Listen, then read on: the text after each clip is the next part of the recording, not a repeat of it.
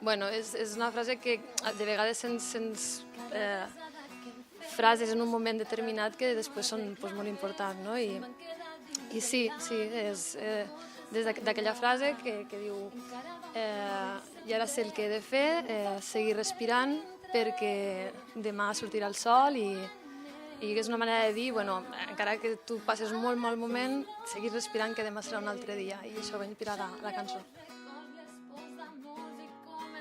La música és una teràpia, a mi em serveix per els moments difícils, no? Sobretot quan també tens una vida en la que sempre vas buscant, no et conformes, intentes buscar millorar, en molts aspectes no és fàcil i la música fa que els mals moments siguin inclús bonics, no? Te fiques una cançó, en un moment trist, te fiques una cançó trista bonica i bueno, és com que aquell moment és dolorós, però el converteix en un moment intens i menys dens.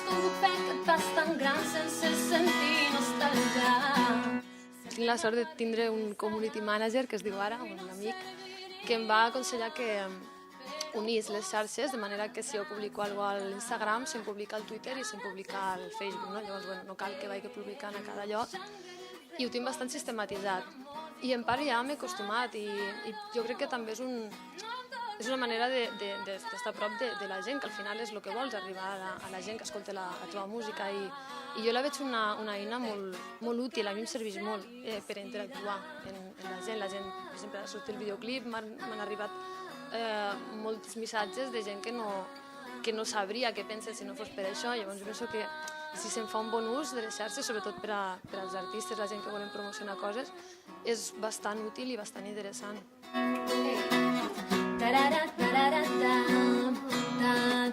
És que clar, jo diria que jo quan canto veig l'arcoiris, és tots els colors, és un moment tan màgic i tan,